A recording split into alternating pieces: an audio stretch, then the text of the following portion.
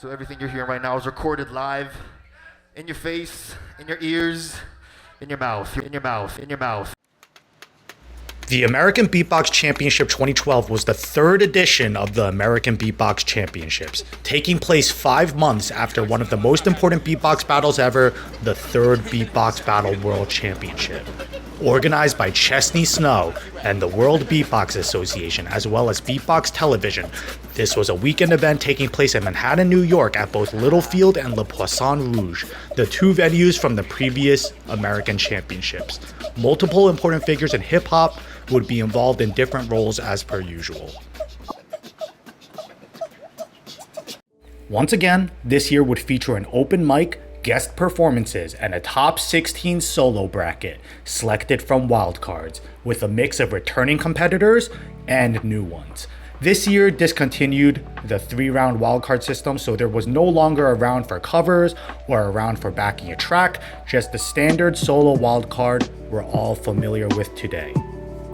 The judge panel this year featured 3 judges, returning to American champs for the 3rd time, Rozelle, the godfather of noise. We then have Butterscotch, 3rd place in America's Got Talent Season 2 and the first ever Woman Solos World Beatbox Champion. And lastly, we have Korean Effects, 2 times Canadian Beatbox Champion and top 16 in both the 2nd and 3rd World Beatbox Championships. He would eventually get top 8 at the 4th World Beatbox Championship as well. Like the last 2 American champs, judges would deliberate publicly after battles. In your mouth. Before we get into the competition itself, I want to give a special shout out to someone who around this time started to really make a mark on this scene, Adam Andrew Corre of Beatbox Television. Back then, documenting battles was not as much of a priority, but when Adam started to get involved, a lot of high caliber North American battles started to get consistent recordings, and he would also do a lot of great work featuring upcoming beatbox artists in this region and around the world. This coverage, combined with his video production skills, led to a lot more viewership for beatboxing and therefore a lot more people discovering the intricacies of the art form. The vast majority of the battle footage I'm using for this video is edited by Adam. For this championship specifically, 8 of the 16 battles were edited and uploaded. I spoke to Adam himself, who confirmed that what was edited was what was uploaded. So those other 8 battles were never there. It sucks to not be able to see all the battles, but looking ahead to future championships, this won't be as much of a problem. I also want to quickly thank MC Beats, who once again recorded a lot of the event, Conundrum, who helped me a ton with research by finding videos in the deep trenches of the internet, and many of the competitors from this specific American Beatbox Championship for helping me confirm the solo bracket. With that being said, let's get into the American Beatbox Championship 2012. Hey, this is A-Bird, and this is my entry for the American Beatbox Champs.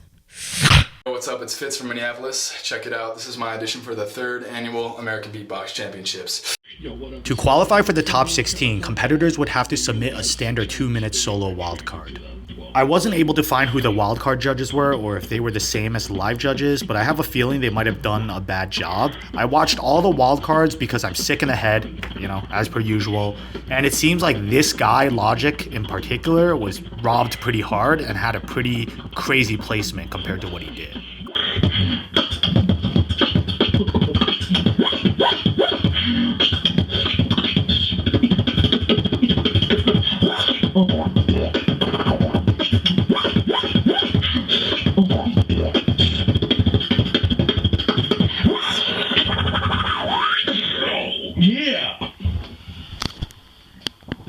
But besides that, who did qualify? I want to firstly mention Filipino-American beatboxer EVMB from California, who, based on articles, qualified but didn't seem to be able to go.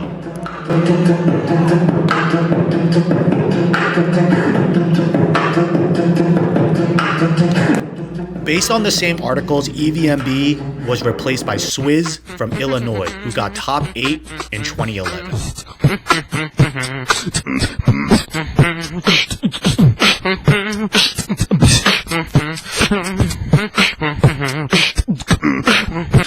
Returning as well, we have Frisco from California, the first ever American champion, competing for the 3rd time.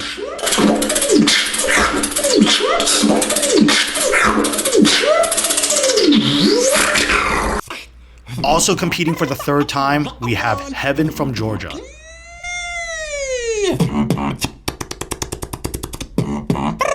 Ladies and gentlemen.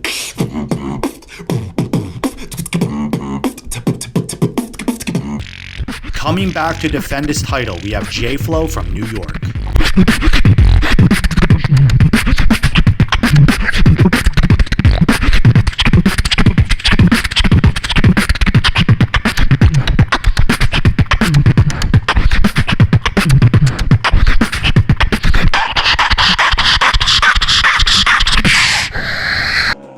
Also returning, we have Vice Champ of 2011, Sung Lee from New Jersey.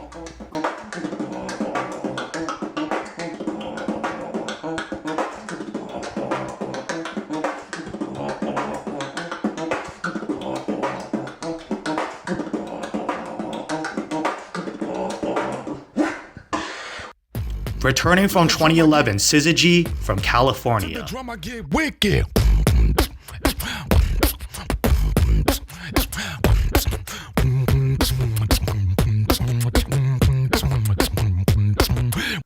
Returning from 2011, DRC from California.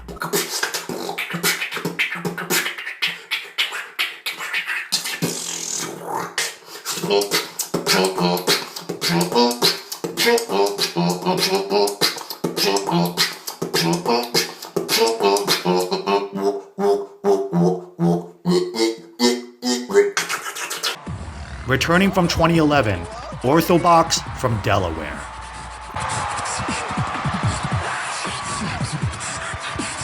All about that.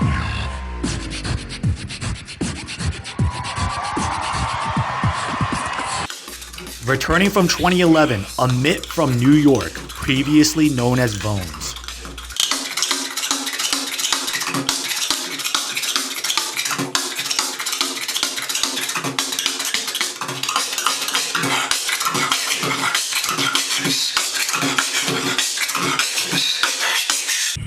And lastly, returning from 2010, NYCBeatbox from New York.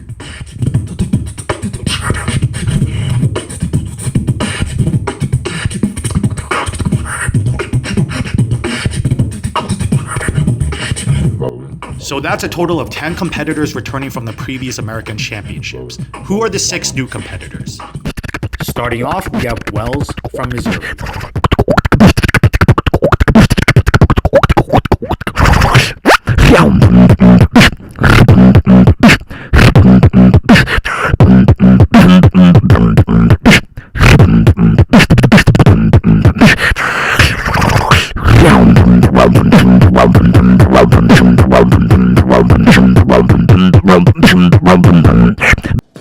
Stubble from New Mexico.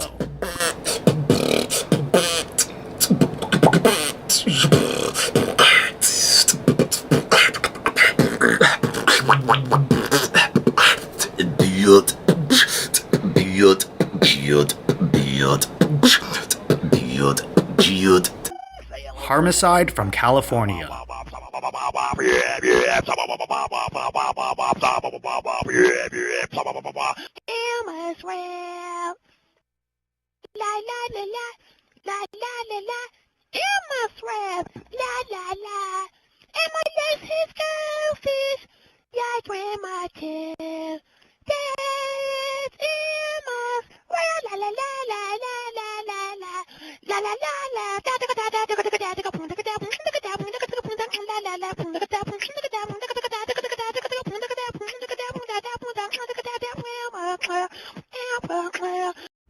Fat Lips from Utah. I cannot find a single video of this guy. No wildcard, no battle, nothing. So yeah, 2 more competitors who I saved for last from New York.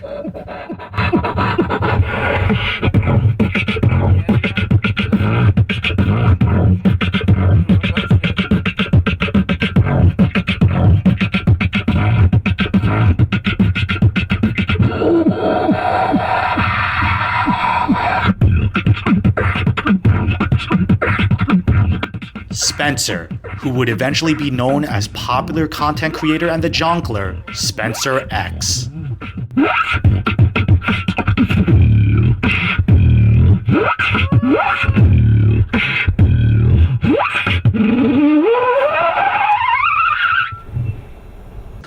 And lastly, Rizumik from Portugal. Yeah, Portugal. My name is Rizumik, I come from Portugal, and I like to express myself with rhythms.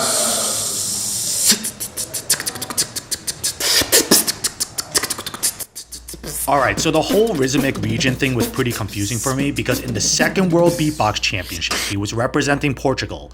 Third World Beatbox Championship, 5 months before this event, he was representing Portugal again. And now all of a sudden, he's representing New York at this battle when there's evidence of Portugal having their own championship at the same time. So it's not like a Trumbao situation where there was no Vietnam Beatbox Championship for 3 years before he competed in America. But honestly, I don't think American Champs organizers ever checked, had any kind of eligibility requirement, or even really cared, because there have been a lot of non-American beatboxers who are able to compete throughout the years. From what I can tell though, Rizumik does have a strong connection to New York. So even though he might have been there on a visa, it does sound like he has resided there multiple times. And honestly, once you let someone do a wild card, you have to let them do the rest of the competition too. So at this point, gotta finish what you started.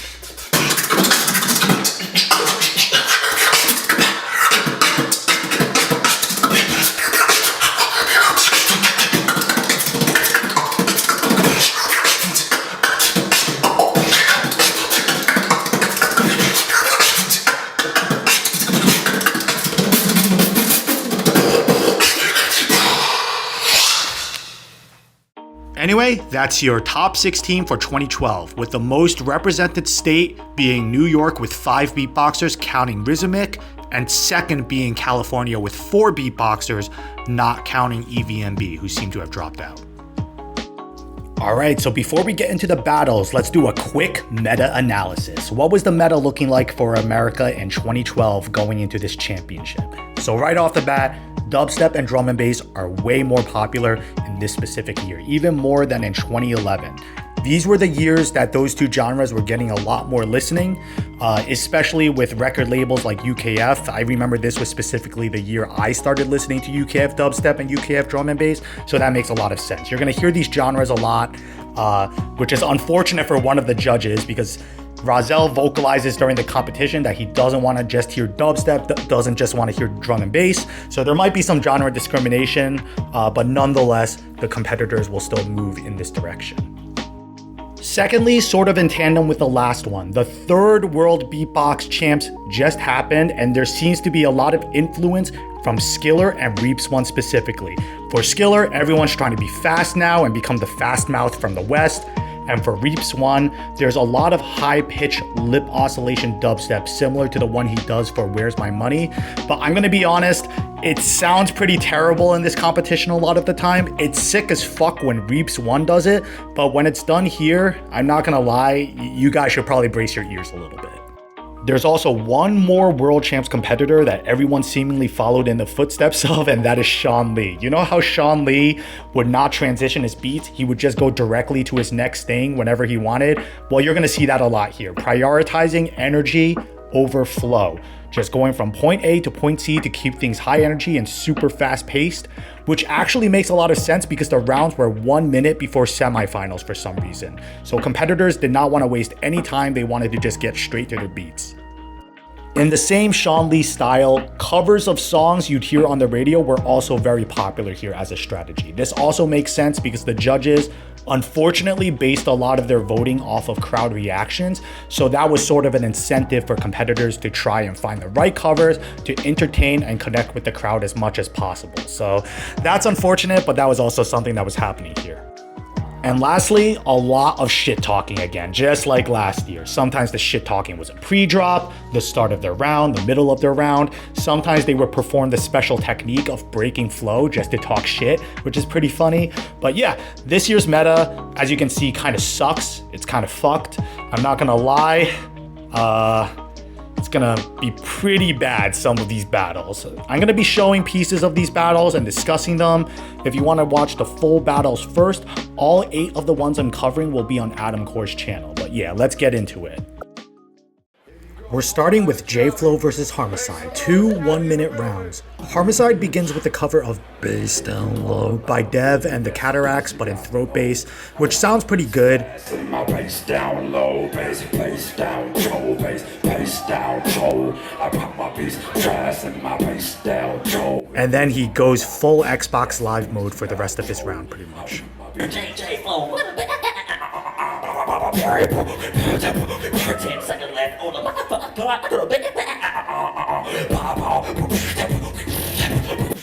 The dubstep here is a bit messy, but I like the intro, and I also like some of the vocal scratches he throws in there. Then JFlo does his first round and shows that he's the defending champion for a reason. Just listen to these drums.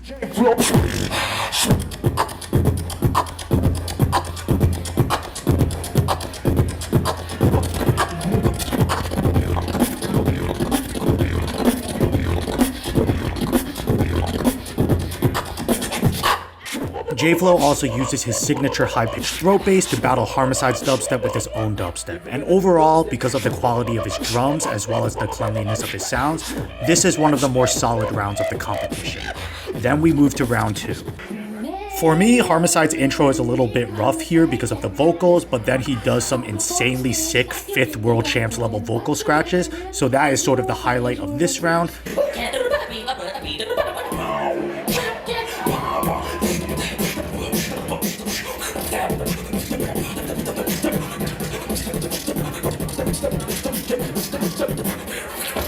And then we have JFlo's second round.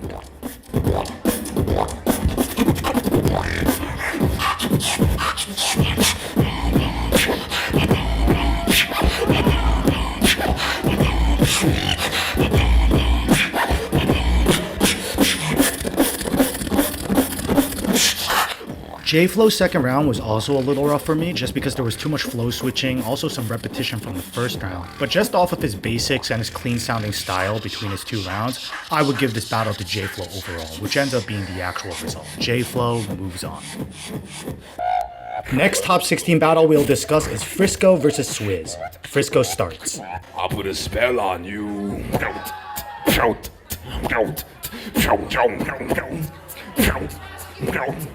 For me, this round had a cool moment with "I put a spell on you," but there was too much flow and tempo switching for me to really have a main idea to hold on to. Let's look at what SwiZZ does to respond. Okay, alright. I see trees of green. Red roses too, I do. I see them bloom for me and you.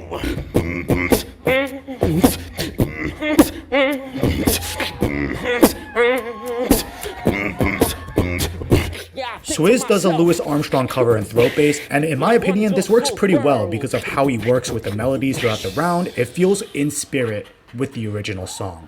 We move on to round 2, where both of them do more technical rounds.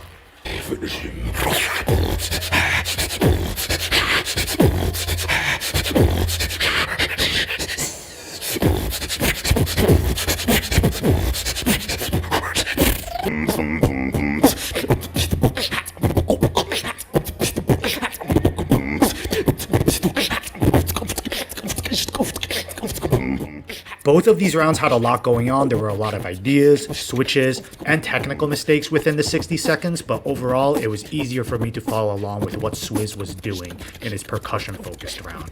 And I think he was more consistent in what he was doing overall, so this battle ends up going to SwiZZ, which I agree with. NYCBeatbox versus Spencer, or if you want to use their more well-known names, Chris Solis versus Spencer X. Out of every undocumented American Champs battle in history, if I had a choice of getting a video of any one of them, it would absolutely be this one. This battle with the footage probably could have been a separate video in and of itself, but unfortunately we don't have that footage. All we have is a story from a familiar face, which I'll show here in a moment. Just know he says 2013, but he means 2012 because Spencer X did not compete in 2013. Dude, what's crazy? Here's some crazy stories. Y'all want story time? This is story time. 2013 American Champs. I wasn't there, but Chris told me everything. If you guys saw Spencer's recent video, this makes this fucking hilarious because he's talking about, he apologizes. He's like, I'm sorry for not being there in the beatbox community. back whenever I was in the battles, everybody just wanted to win so bad and was so toxic. I just wanted to make music. But basically, 2013 American Champs, that's apology video that Spencer X made. He was like, oh, everybody was so toxic and just wanted to win back in the days, and I just wanted to make music. But dude, Spencer was the opposite of that. He showed up at American Champs 2013 with a whole film crew, like, because he expected himself to win. He had champagne for himself. He had a hotel, big ass suite hotel room booked for himself. And this is in New York City. He lives in New York City. So he did all this, like, he booked himself a room in the city that he works in or lives in because he thought that he was going to win. So he had himself like this big ass film crew, booked it himself, all these things. He's a rich kid, comes from a rich family. And then Chris beat him. And that was it. He used to say things to Chris like, oh, you'll get better one day. One day you'll be good, Chris. Like, he was that toxic asshole back in the day. And he's the one that's saying, like, everybody back then was toxic. And he's talking about the Beatbox House. He's talking about Chris, Amit, Kayla. He's talking about all these people whenever, you know, he's saying, like, everybody was toxic. And it's like, dude, it's crazy. It's crazy that people on the internet can just believe whatever, you know, because I'm sure he's grown a lot too. I'm not trying to take away from the fact that I'm sure he's grown a lot. And I don't have beef with him. I'm just trying to provide people context because it's crazy to me that people were watching videos like the one that was posted yesterday and leaving comments like, wow, I didn't know Spencer was so knowledgeable, or my respect for him went so up. It's like, oh my God, dude. And that's pretty much it. But just know this is a singular perspective, so take it as you will. Moving on to the most controversial battle of the night. Well, we finally made it to this absolute travesty, probably my least favorite battle ever in terms of judging. Now, I already made a separate video on how absolutely terrible the judging situation for this battle was, so I'm going to be focusing this one on the battle rounds themselves. But regarding that, I feel like this is a good time to talk about one of the main format problems of this tournament. 1 minute rounds are fucking terrible, and the fact that all the battles before semifinals had them was pretty lame, especially because 12 of the 16 competitors didn't get to do anything beyond a 1 minute round. You'll notice throughout these battles that there are a lot of rounds that feel like they only explore one idea, or the opposite, rounds that feel all over the place, and the judges will use these things as their basis for judging a lot of the time, according to the deliberations that we see. Well, that's the problem with 1 minute rounds. It's either you stick with your core idea or you try to show more things because there isn't much time for natural transitions. And that's probably why we're seeing so many flow breaks, because competitors likely felt the pressure of needing to show their different material in 1 minute rounds, which is a very hard thing to balance.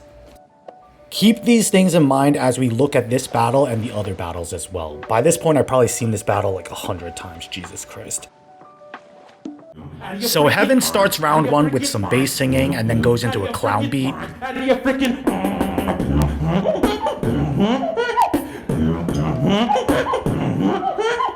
And then into a messy drum and bass where a lot of the drums aren't really coming through.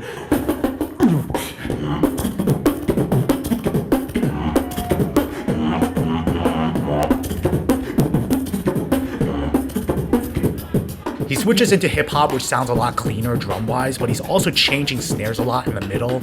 Does a random clown sound in the middle and then transitions to a full clown beat.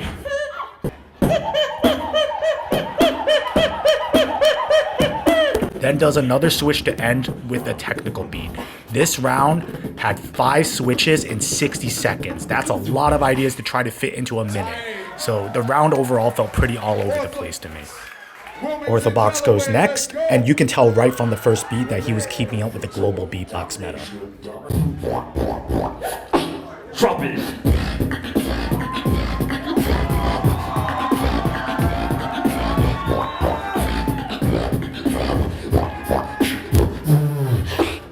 This round was a lot stronger for me. Orthobox focused on two ideas in his round, which had a few messy parts, but it felt a lot more organized overall.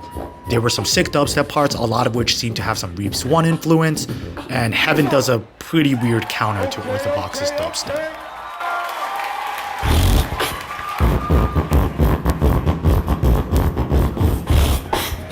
HeaveN does a more technical round, which sounds better than the technical parts from his round 1, and then he does 2 more laughing beats.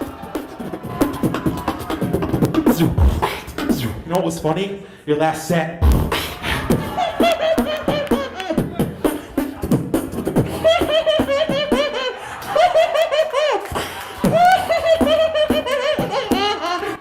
Remember, Spencer X was at this event, so I'm wondering if HeaveN might have inspired anything, maybe something Junkler related, I'm just saying. HeaveN also had some good stage presence and crowd interaction in this battle, which was also good. Overall, this was a much better round 2 from HeaveN.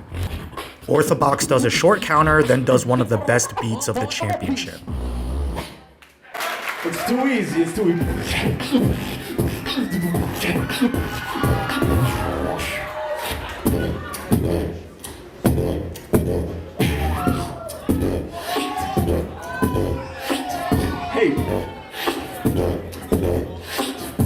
Hey, HeaveN, get on my level.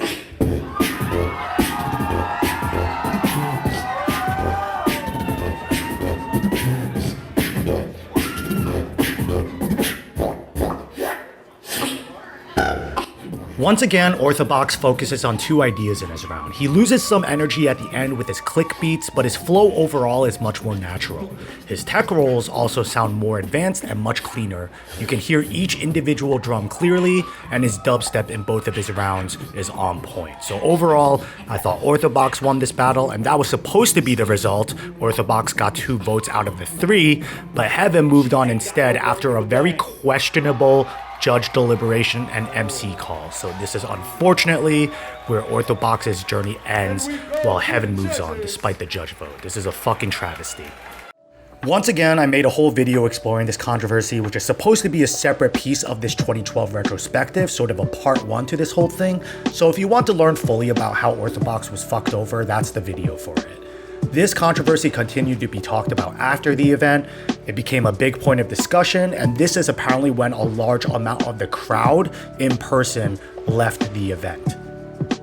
For the rest of the top 16 results, Rizumik beat DRC, Sungli beat Fat Lips, Amit beat Wells, and SwiZZ beat Stubble. Moving on to quarterfinals. So the only quarterfinal we have a full video of is JFlo versus Amit, which is a classic matchup and rivalry back then. So Amit's first round starts out pretty sick, and then he does some Reaps 1 high-pitched stuff, which I don't really like that much, during which JFlo hints that he's going to counter.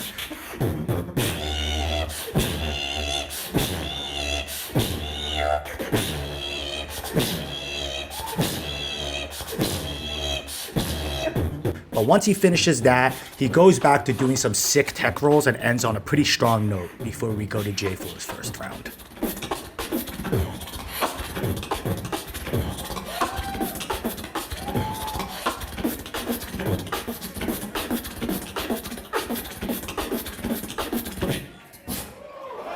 JFlo counters as expected and explores a few different ideas, giving the right amount of time to each so it doesn't feel like he's switching too haphazardly.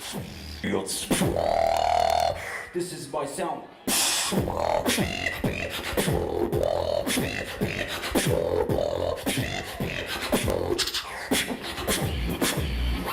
Make some noise. Yeah. Yeah. We go to Amit's second round, which starts really similarly to his first round and then gets a little bit messier in this one.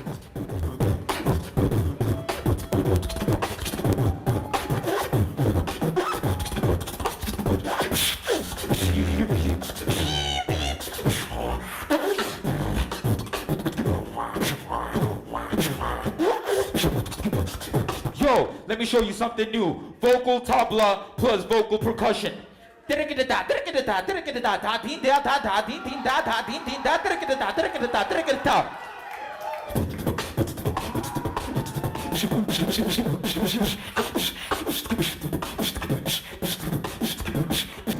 Then JFlo does a sick second round, one of the best rounds of the competition.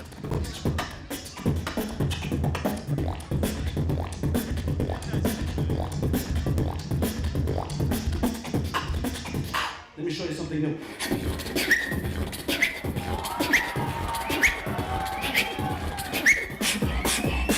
JFlo moves on to semifinals, which I agree with. The first round was pretty evenish. Then for me, the second round was a clear win for JFlo.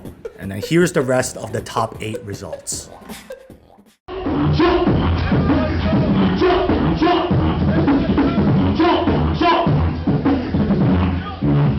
Everybody jump.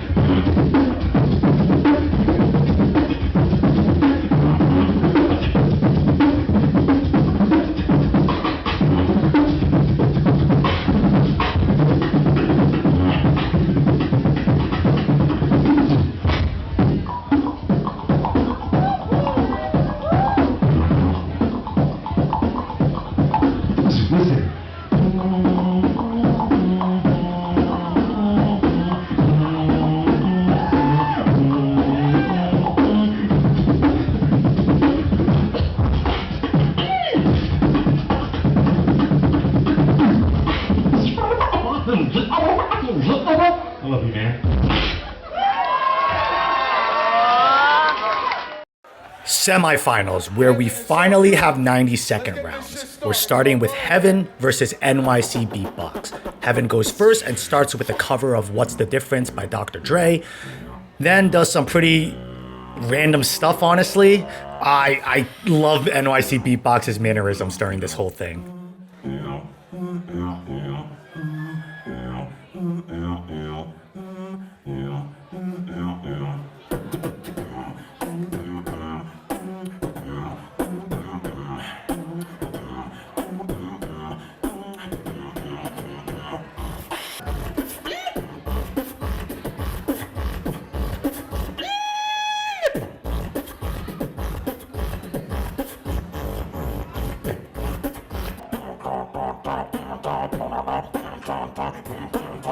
NYCBeatbox does his first round, which starts out pretty strong. Then unfortunately this round also devolves into some pretty random stuff, and there's a lot of flow breaks. There's flow breaks to talk shit, and there's also flow breaks to switch genres. See, that's how you do, beats and shit.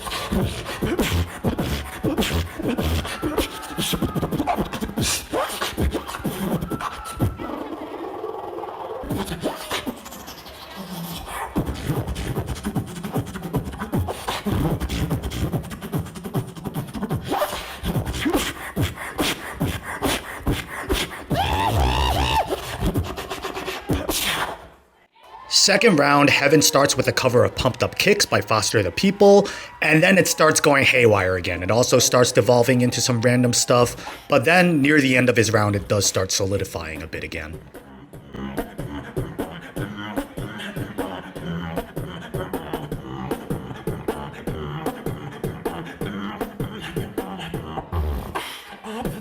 Kids with the pump kids who gotta run around out round my gun up the upper kids with the pump kids who gotta run faster than my bullet.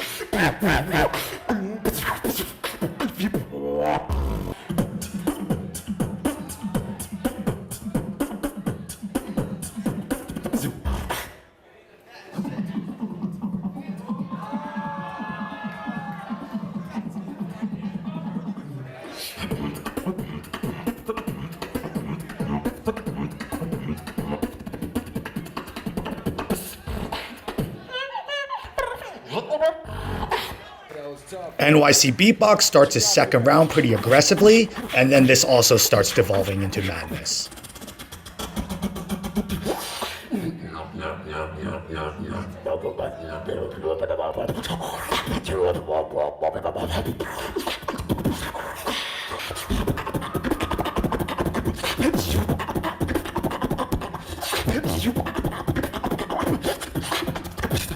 Yo, I don't need you to keep me top.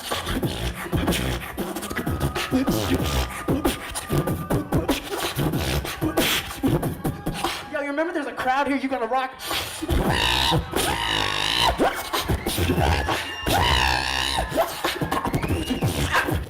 Overall, this battle was pretty terrible. I didn't like any of the 4 rounds. There was no structure, a lot of crazy high-pitched sounds, a ton of mistakes, and HeaveN ends up winning and moves on to the finals, which I agree with because he had more parts that sounded normal if I had to do a comparison. On to the other semifinal, JFlo vs Rizumik. This battle is the first of the only 2 videos of Rizumik's run. Rizumik begins round 1, and what's immediately noticeable is the energy behind his beats. It's quite different compared to his contemporaries. He beatboxes as if he's freestyle battling himself in a mirror, with no one there to see or hear him, letting his ideas run wild and confidently performing everything.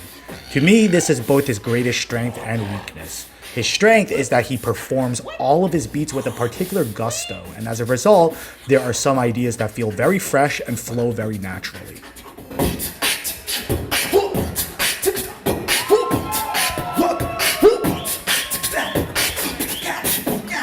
On the other hand, his weakness is that a lot of his beats feel very unorganized and sometimes just downright silly, so overall his battling is full of highs and lows.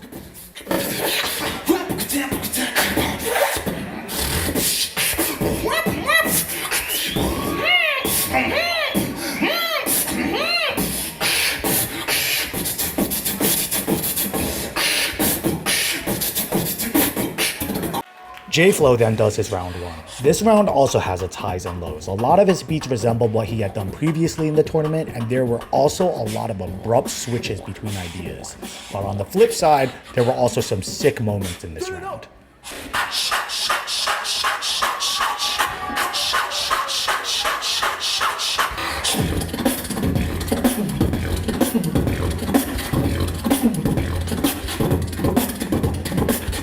Overall, I'd give round 1 to JFlo mainly because of his sound design. For this tournament, JFlo is who I think of when it comes to refined percussion and electronic sounds, while Rizumik had great showmanship and onstage energy, but a lot of goofy sounds in his dubstep. Rizumik's second round is similar to his first in its peaks and valleys, this time with drum and bass. For this round, he upped the ante with his silliness and his energy. To me, this was weaker than his first round since many more parts were uncleanly executed, and his first round felt more organized overall.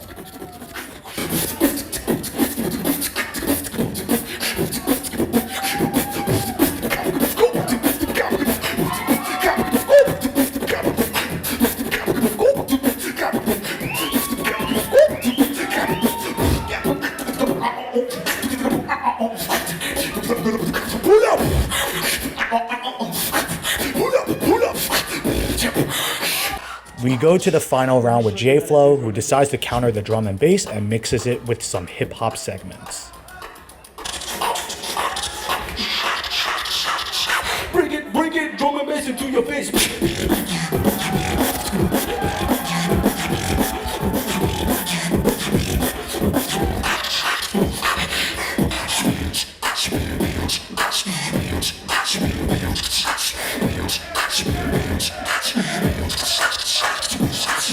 This, for me, was the strongest round of the battle. The drum and bass flowed well and sounded true to the genre. His technical prowess and refined sounds also stood out here. This battle, controversially based on the comments, went to Rizumik. For the reasons I mentioned before, I disagree with the decision. I think JFlo won both rounds by showing more technique, more sound refinement, organization, and execution. There's an argument for JFlo being repetitive, but it's an incomplete argument because of all of JFlo's battles being uploaded while Rizumik's aren't. So we can't even make a fair comparison there. With this, our finals matchup is Rizumik versus HeaveN, with JFlo and NYCBeatbox facing off in small finals. Battle for third place. The judges and the MC made this battle really weird, and you'll see what I mean with that. NYCBeatbox starts round 1, which for some reason is 1 minute again, and I like what he does here more than his semifinal rounds because they seem a lot more control. His execution isn't there. There's a lot of mistakes and he seems kind of gassed out and tired, but conceptually the beats are pretty catchy.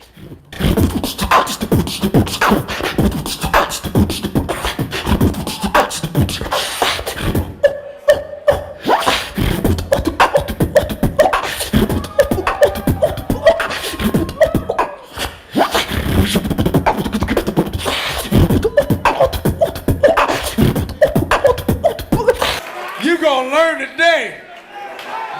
JFlo, what up, man? JFlo does his 1 minute round, and it's kind of the same deal as NYC Beatbox. His sounds are powerful as per usual, but there are some mistakes and he seems a bit tired. Then the MC does the randomest shit ever. So wait, hold on. 30 seconds. Each of y'all got 30 seconds in this last round.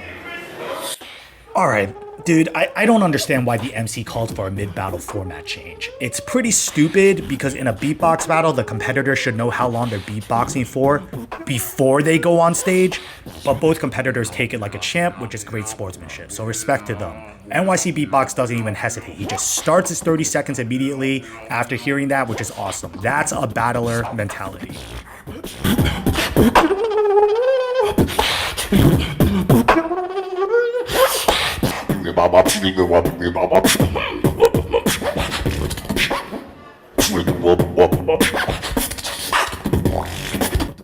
So to me, it sounded like both of them were really out of stuff at this point. Here I would have given it to JFlo for overall better execution, but then this happens. I can't make a decision. We need one more round. 30 seconds each. 30 seconds. 30 seconds? Your very best last trick. Yo, we're not fooling around. Last trick, your very best thing right now. Like, you know, your go-to beat. We need 30 seconds each. Just that's it. Bro, I don't know what is good with these judges and why they're so indecisive in their deliberations, but they decide to call for an OT, which for some reason the MC seems like he doesn't want to do. I don't know if it was for time reasons, but they could have saved a lot more time by cutting the judge deliberation shorter. So it shouldn't be the round length that changes. Anyway, NYC Beatbox goes first, so I guess they didn't want to reverse the round order for the overtime, but whatever, I guess.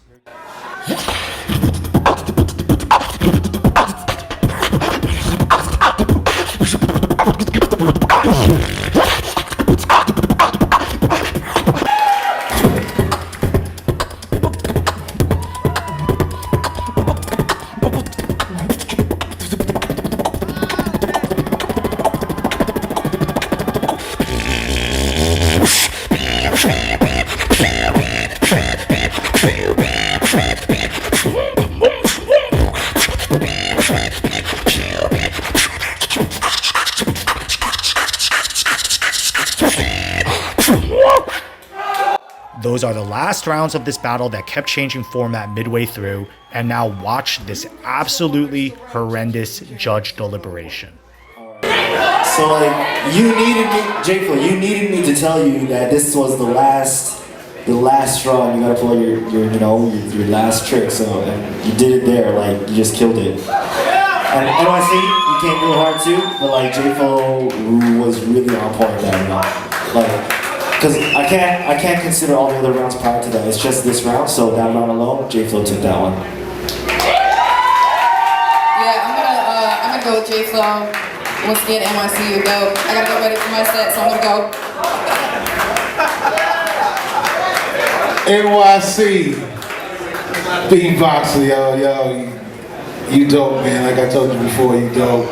You made it this far, which is super superb, man. But I gotta give it to JFlo.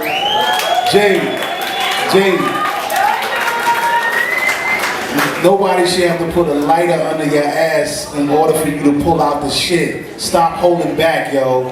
Last year, you destroyed it. It was a landslide, dude. For real. Like I feel that this year you was holding back shit. I don't know. What you got going on in your personal life or whatever.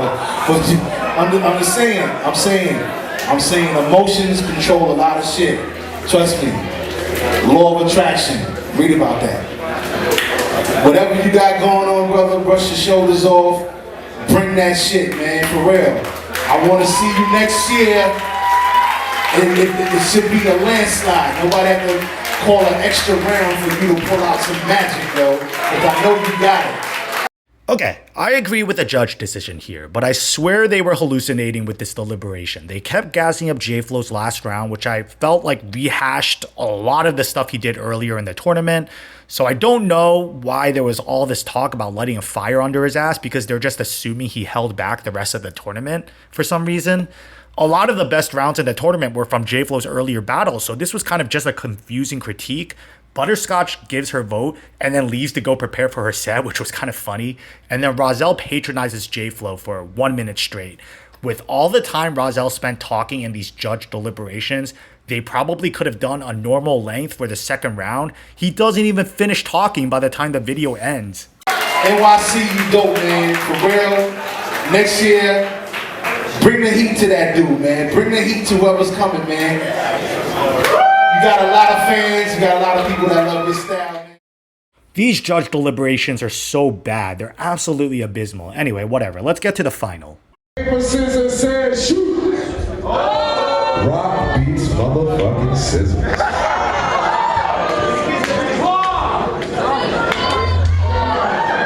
And 2 minute rounds, he will signify with 1 minute left and 10 seconds left.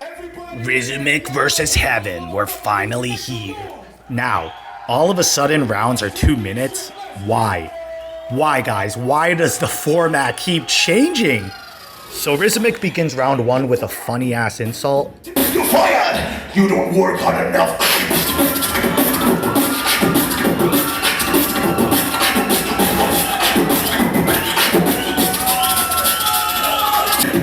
Time to go!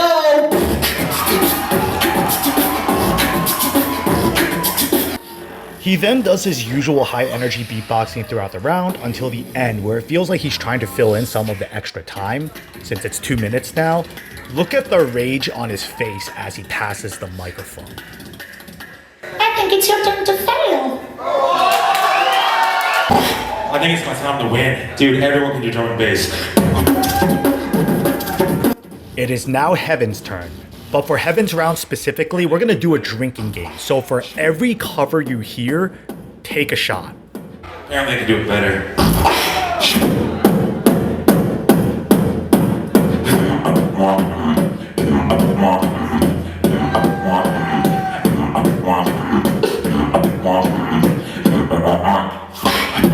Girl, look at that body. Girl, look at that body. Girl, look at that body. Oh, work out.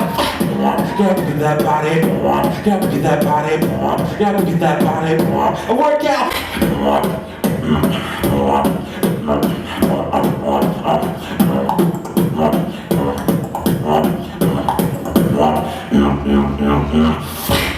I'm bringing it.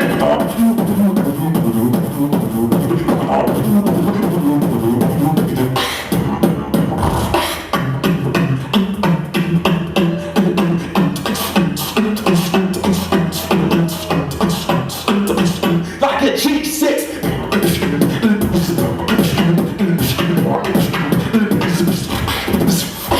I like to move it, move it. I like to move it, move it. I like to move it, move it. You better go and move it.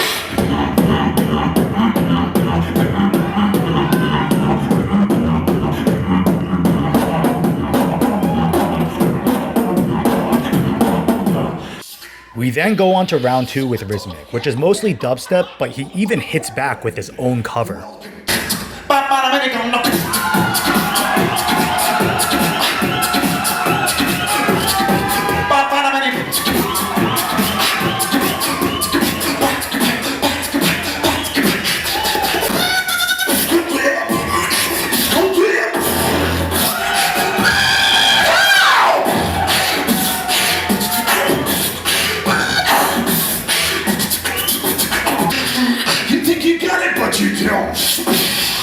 Dude, look at the rage on Rizumik's face again. Now we go to the final round of the tournament. Goes back to HeaveN, but we're bringing back the cover counter because it hasn't stopped here. We're currently at 5. Let's see where we end at. You need to work on your sound development.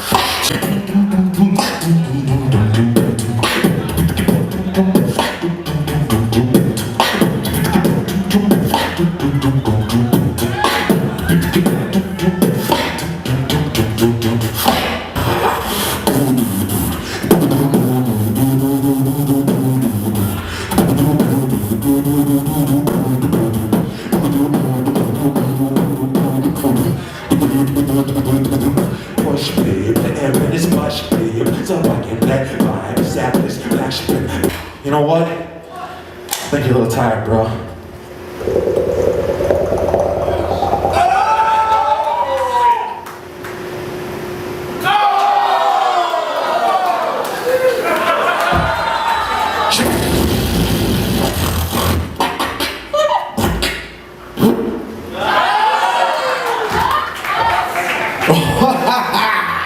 Okay, I have no idea what happened at the end there, so if someone can explain it to me, please let me know. But anyway, for me, Rizumik won this final. Not everything was cleanly executed, but he kept the energy up. Meanwhile, it seemed like HeaveN kept cycling through different covers, trying to find something to land with the crowd. His rounds really felt stuffed as a result, and Rizumik's one cover landed better for me than any of HeaveN's. But let's see what the judges decide.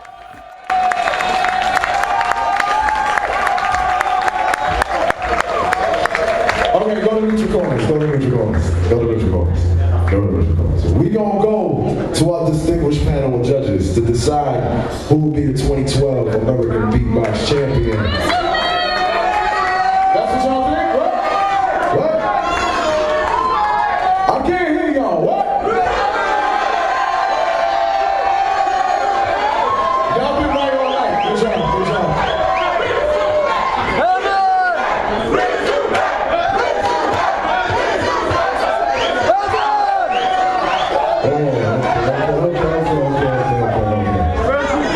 The mic is ready for you. He said, oh no. Judge, man! Yeah, that was nice. I enjoyed that very much. HeaveN. I hope I never have to say that pretty soon. HeaveN, can you please? No, I'm just kidding.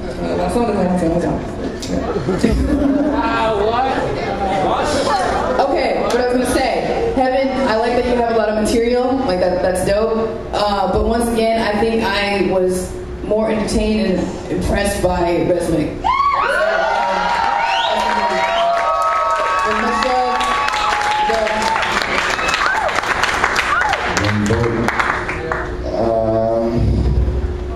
So Evan definitely came prepared. You definitely came with your sense. But I feel like it was a little bit force and mechanic, and I kind of feel like Rizumik was actually feeling the music a little more. Didn't say that. Anyways, but I'm gonna have to give it to Rizumik for this one.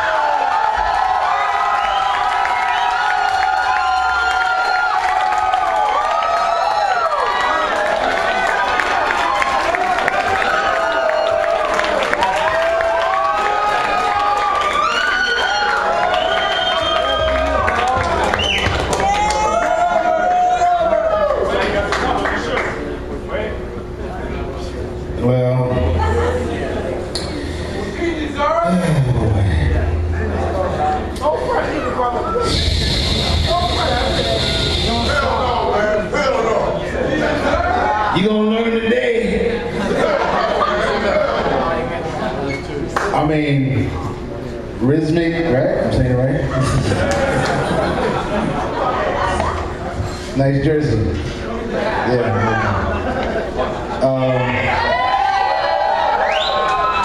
So you bring your people with you? Got your friends with you? Yeah, you bring your friends. Nice. Yeah, I got you. I feel you. But you know, this is beatboxing. It ain't about friendship. This ain't Facebook. So, you know, that's cool. You got your little sharing section and all of that. I think you're dope. But I prefer HeaveN. So, I mean, the other two judges, they chose you. I mean, boo me all you want to. You can boo me all you want to. I'm going on. He brung. You was hype. Don't get me wrong. You was hype. But to me, this is way too breathy for me. For me, it's way. Okay. We heard that. HeaveN, the whole night, he brung his A game. He brung his A game just now. I don't know what y'all was hearing. I mean, maybe your cheering squad, they was hearing you, so that's their job to do that. So, HeaveN, got my vote hands down, alright? Straight up.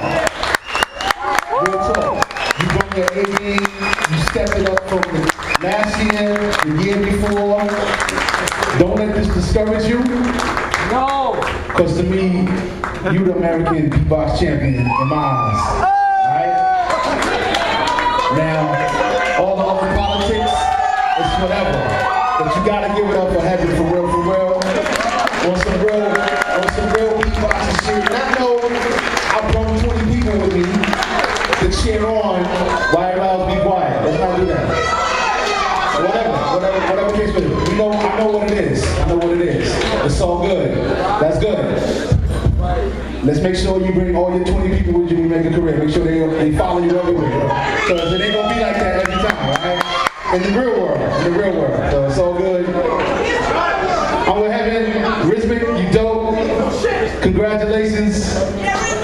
And with that, Rizumik wins the finals 2-1 with Razel voting for HeaveN.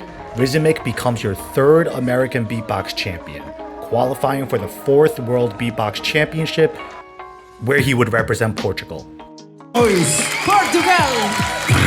United States! Luckily, because Rizumik represented Portugal, it seemed to open up a spot for HeaveN to compete for the United States, which is pretty cool. Rizumik would stop actively battling after this championship, and to this day, he's the only American solo champion to stop battling after winning. Everyone else continued to battle. So overall, what did I think of this championship? Let's go through the 5 questions of what makes a good American Beatbox Championship. So number 1, first question, did the best beatboxer win that day? This question's already weird because of the confusion of Rizumik being from Portugal, but even then, I believe the best 2 beatboxers that day were Orthobox and JFlo. The final should have been them in my eyes, so I'm gonna say no to this question. Second question, were the judge decisions fair? Don't even get me started.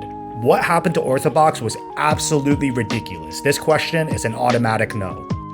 Third question, did this championship have the best upcoming talent at the time? I'm gonna say yes to this one actually. I feel like there was a good mix of returning competitors and new competitors who would continue to battle after this.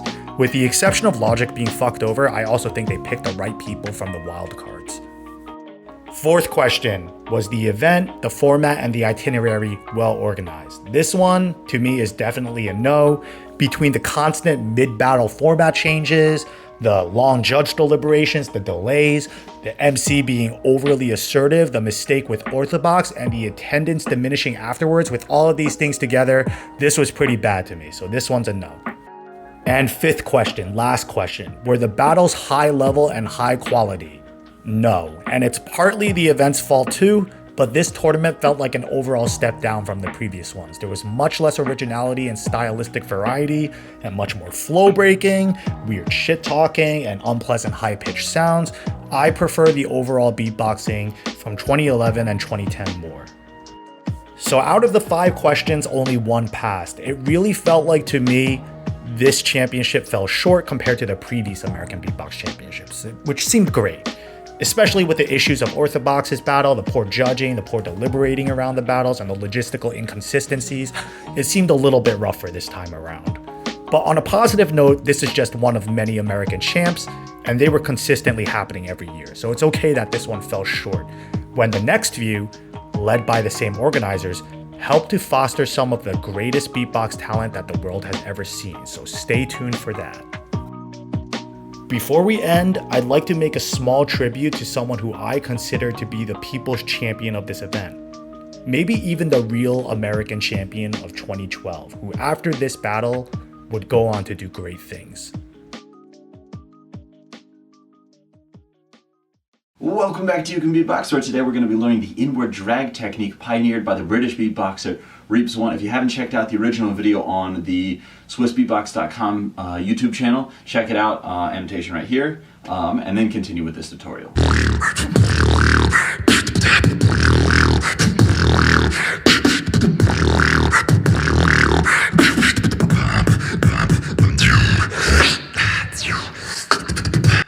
Thank you guys for watching, and I'll see you next time for American Beatbox Champs 2013.